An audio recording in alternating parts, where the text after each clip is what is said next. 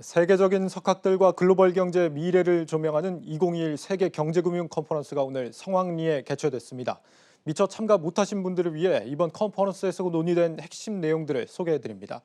이번 행사에는 제프리 삭스 컬럼비아대 교수와 앤 크루거 존스 홉킨스대 교수를 비롯한 국내외 석학들이 대거 참석해서 바이드노믹스와 세계 경제 질서 재편을 주제로 열띤 토론을 벌였습니다. 먼저 지수희 기자입니다. 기후변화 대응과 다자주의를 내걸며 지난 1월 출범한 미국 바이든 행정부. 이른바 바이드노믹스가 가져올 세계 경제 질서 재편에 대해 각국 정부들의 관심이 뜨겁습니다.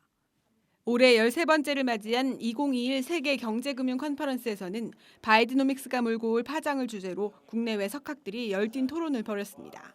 한국경제TV가 준비한 이번 컨퍼런스는 세계 경제 질서가 어떻게 재편되고 또 우리는 어떻게 대처해야 지속 가능한 성장을 일궈낼 수 있을지를 모색하는 그런 자리가 될 것입니다. 세계 3대 경제학자 가운데 한 명으로 꼽히는 제프리 삭스 컬럼비아대 교수는 기조연설을 통해 바이드노믹스에 대한 명쾌한 분석을 내놨습니다.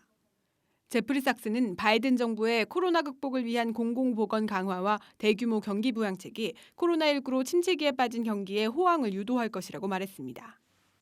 미 연준의 금리 인상에 대한 일각의 우려에 대해 내년 11월 중 중간선거 이후까지 긴축 통화 정책을 펼치지 않을 것이라며 지금의 저금리 기조가 당분간 유지될 것으로 내다봤습니다. 이어 제프리 삭스 교수는 바이드노믹스가 그린, 디지털 뉴딜을 내건 우리나라와 첨단 기술들을 보유한 우리 기업들에도 적지 않은 성장 기회가 될 것이라고 전망했습니다. The U.S. will grow significantly. Its demand for high quality, high tech products that Korea produces will expand significantly.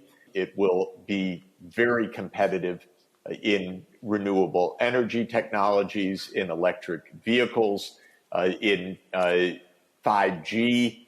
In other words, both in the green economy and in the digital economy. 앤 크루거 존스 홉킨스대 교수가 발제자로 나선 이 세션에서는 코로나 이후 바뀔 경제 패러다임에 대한 논의들이 이어졌습니다. 크루거 교수는 코로나19 팬데믹이 세계 경제의 근간을 뒤흔들었다며 5G와 전자상거래, 지적재산권 분야에서 큰 기회가 생길 것이라고 강조했습니다. 특히 트럼프 정부의 양자 협상 실패를 상기시키며 바이든 정부가 국제기구를 통한 공조, 즉 다자주의에 보다 적극적으로 나서야 한다고 주장했습니다.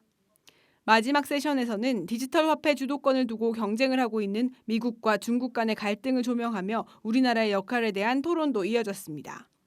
이번 행사에는 코로나 상황을 감안해 철저한 방역과 함께 현장 행사와 사전 녹화로 진행됐으며 유튜브로도 생중계됐습니다. 한국경제TV 지수입니다. 이번에 참석한 세계 석학들은 바이드노믹스로 미국 경제가 큰 변화를 맞을 것이라고 전망했습니다.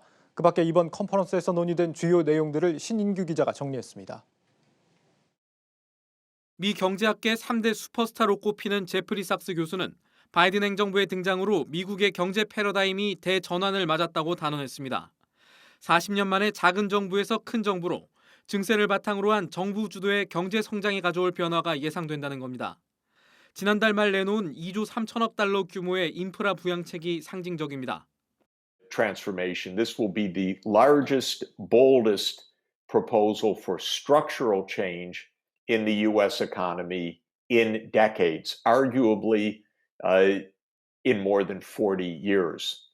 And I believe that this will be the centerpiece of our political debate in the United States in the coming months. 삭스 교수는 미국의 경제 구조적 변화와 함께 미국이 중국과의 갈등을 봉합하는 것이 세계 경제 성장의 과제가 될 것이라고 강조했습니다. 그 연장선상에서 한국이 반중 연대로 불리는 쿼드 플러스에 가입해서는 안 된다는 직접적인 조언을 하기도 했습니다.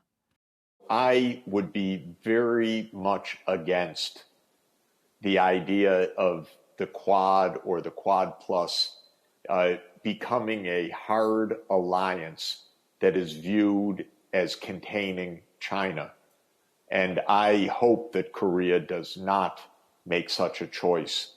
And I hope that Korea would say to the U.S., don't make us choose. This is not good for us, not good for you, not good for the world. 삭스 교수에 이어 컨퍼런스 연사로 나선 앤 크루거 전 IMF 수석 부총재는 올해 코로나19 대유행이 종식될 가능성이 있고 세계 경제가 입었던 피해도 회복이 가능할 수 있다는 긍정적 전망을 내놨습니다. 그러나 경제 회복으로 인한 금리 인상 가능성 역시 배제할 수 없고 이 경우 저금리로 자금을 조달해온 기업들의 리스크 역시 커질 수 있다고 관측했습니다. On one hand, it's quite possible, as I said earlier, that the upturn in the U.S. and elsewhere will witness the resumption of demand above the rate of growth of supply. And if that outlook is realized, the authorities will most surely tighten monetary policy. That would result in higher nominal and real interest rates. 세계 금융의 새로운 흐름이 된 디지털 화폐와 가상화폐에 대해서도 흥미로운 전망이 나왔습니다.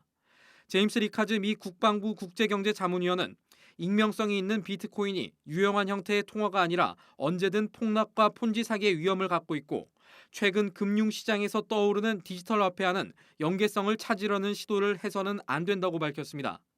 또 현재 세계 상황을 고려하면 인플레이션 가능성을 배제할 수 없고 이를 고려하면 러시아 모델이 훌륭한 대책이 될 수 있다고 주장했습니다.